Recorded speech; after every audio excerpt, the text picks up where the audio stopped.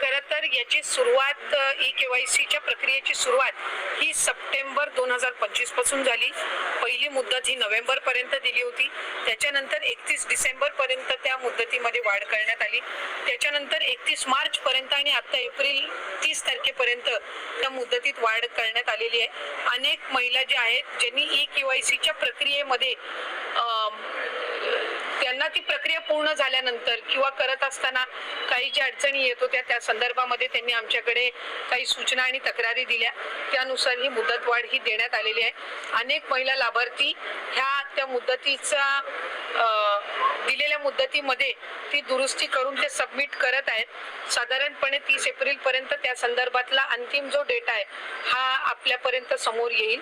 आमची साधारणपणे ई-केवायसीची जी प्रक्रिया आहे ही राज्य शासनाच्या किंवा केंद्र शासनाच्या ज्या इतर डायरेक्ट ज्या लाभार्थीच्या म्हणजे डिरेक्ट बेनिफिशरी ट्रान्सफरच्या जेवढ्या स्कीम्स आहेत त्या सगळ्यांनाच ई-केवायसी हे मॅन्डेटरी असते, त्यानुसार ही प्रक्रिया ही सुरू आहे आणि त्याच्या अंतिममध्ये अधिकाधिक ज्या लाभार्थी आहेत त्यांना लाभ हा या योजनेच्या अंतर्गत सुरू राहील। परंतु काही ठिकाणी नेटचा अभाव असल्यामुळे त्यांचा केवायसी होत नाही, त्याच्याकडे एप्रिल नाही आता नाही 30 एप्रिल पर्यंत आता दिलेली आहे, त्याच्यामुळे 30 एप्रिल आणखीन तारीख तर येऊ दे आणि ही तिसरी का चौथी मुदत वाढ आहे आणि बऱ्याचशा लाभार्थी महिला ज्या आहेत या त्याच्यामध्ये दुरुस्ती करत आहेत।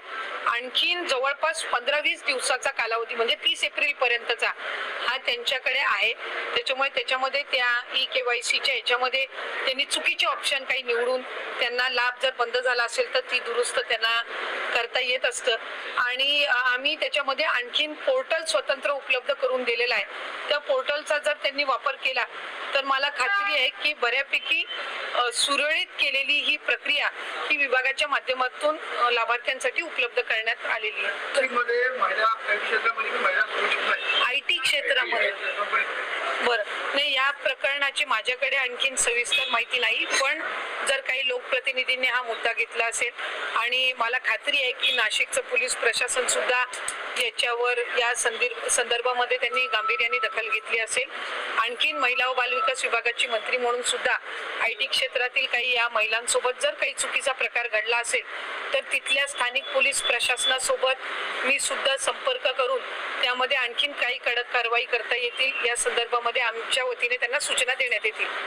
काही अशोक खरात प्रकरणातील ज्या काही पीडित महिला आहेत त्या महिलांचे व्हिडिओ त्या ठिकाणी समोर येत आहेत, ज्या वेगाने व्हिडिओ समोर येत आहेत त्यामुळे त्यांचं आयुष्य संसार उद्ध्वस्त होऊ शकतं, काय आव्हान असेल? नाही, खरं तर माझं आपल्या माध्यमातून सगळ्याच नागरिकांना आव्हान असेल की अशा पद्धतीच्या व्हिडिओजला कोणी प्रोत्साहन देऊ नये।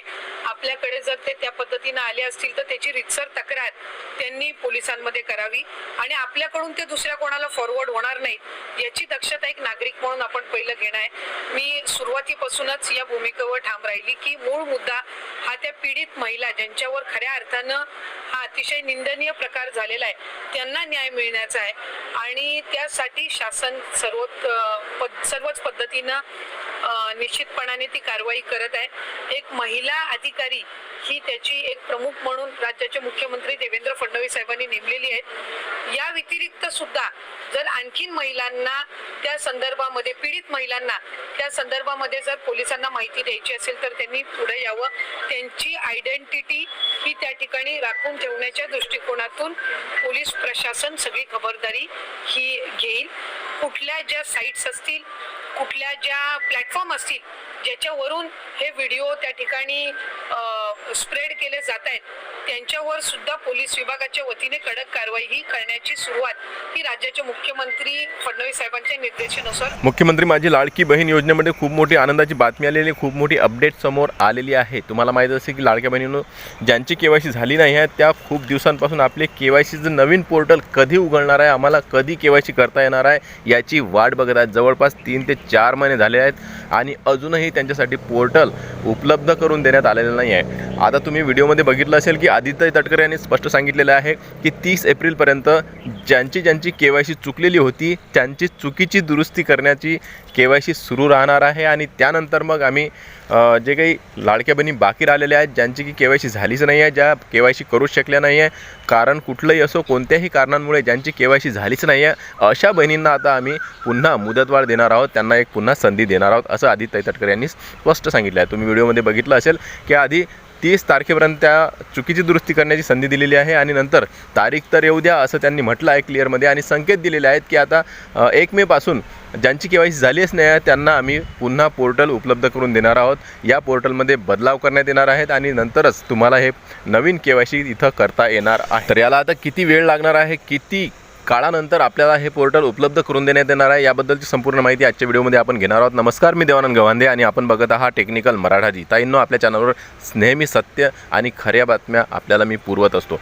तर KYC बद्दलचे आपले सर्व काही व्हिडिओ जे काही आपण बघितले असेल, नाही बघितले तर आपल्या चॅनलवर जाऊन बघू शकता. आपले तंतोतंत खरे आहेत आणि सत्य आहेत, कारण की आपण त्याच बेसवर हे व्हिडिओ बनवतो जेणेकरून सर्व लाडक्या बहिणींना आपली जी खरी माहिती आहे ते मिळावी. त्यांना जी खरी माहिती इतर सोशल मीडियावर मिळत नाही ती आपल्या चॅनलवर मिळत असते. तर ताईंनो, तुम्हाला सांगू इच्छितो की आदित्य तटकरे यांनी स्पष्ट सांगितलेलं आहे की 30 एप्रिलपर्यंत ज्यांची KYC चुकलेली आहे त्यांना संधी आहे, त्यानंतर मात्र त्यांना संधी मिळणार नाही आहे. मग मात्र आम्ही ज्यांची KYC चुकलेली आहे, ज्यांची KYC झालीच नाही आहे किंवा मग ज्या KYC करूच शकल्या नाही अशा बहिणी ज्या राहिलेल्या आहेत त्यांना मात्र KYC करता येणार आहे. त्यांना नवीन जे काही KYC आहे ते करण्यासाठीची संधी आम्ही उपलब्ध करून देणार आहोत. परंतु अजूनही याबद्दलची माहिती समोर आलेली नाही आहे. आदित्य तटकरे यांनी काही सांगितलेलं नाही आहे, शासन निर्णयसुद्धा आलेला नाही आहे. तर मग आता हे पोर्टल आजपासून सुरू होणार आहे का? कारण की चुकीची दुरुस्ती करण्याचं काम झालेलं आहे. 30 तारखेपर्यंतच त्यांचं चुकीची दुरुस्ती करण्यासाठीची KYC सुरू होती. आता 1 तारखेपासून मात्र ते पोर्टल बंद राहणार आहे आणि आता ज्यांची KYC झालीच नाही आहे त्यांच्यासाठी उघडणार आहे. म्हणजेच की या पोर्टलमध्ये बदलाव करण्यात येणार आहेत.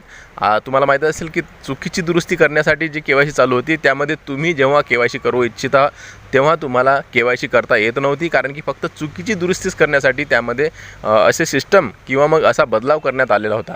आणि आता हाच बदलाव ज्यांची KYC झालीच नाही आहे त्यांच्यासाठी करण्यात येणार आहे. म्हणजेच की आता यापुढे चुकीची दुरुस्ती करण्यासाठी जेव्हा बहिणी यावर ट्राय करणार किंवा मग पोर्टल उघडणार तर त्यांची चुकीची दुरुस्ती आता होणार नाही. फक्त ज्यांची KYC झालीच नाही आहे अशा बहिणींची KYC या ठिकाणी होणार आहे. आता यामध्ये बदलाव करण्यासाठी होऊ शकते की 4-5 दिवसांचा कालावधी लागू शकतो आणि या हप्त्यातच तुम्हाला हे नवीन पोर्टल उपलब्ध करून देण्यात येणार आहे सरकारकडून. आणि लवकरच आदित्य तटकरे यांच्या मार्फत आपल्याला एक माहिती मिळणार आहे किंवा मग शासन निर्णयसुद्धा याबद्दलचा येऊ शकतो. आता लगेचच हा शासन निर्णय 2-4 दिवसामध्ये येऊ शकतो आणि हा शासन निर्णय आल्यानंतर लगेचच आपल्या चॅनलवर तुम्हाला हा व्हिडिओ बघण्यास मिळणार आहे. तर ताईंनो, तुम्हाला घाबरायचं नाही आहे, टेन्शन घ्यायचं नाही, चिंता करण्याचं काम नाही आहे. सरकारला तुम्हाला सुद्धा संधी द्यावीच लागणार आहे, कारण की त्यावेळेस जे KYC चुकलेली होती 2025मध्ये ते फक्त शासनाच्या चुकीमुळेच आपली KYC चुकलेली होती किंवा मग आपण KYC करू शकलो नव्हतो.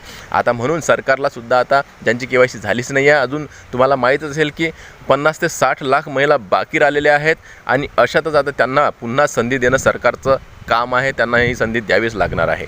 आणि म्हणून आता या पोर्टलबद्दल आपल्याला काय नवीन माहिती मिळणार हे आपण व्हिडिओच्या माध्यमातून तुम्हाला लगेचच सांगणार आहोत.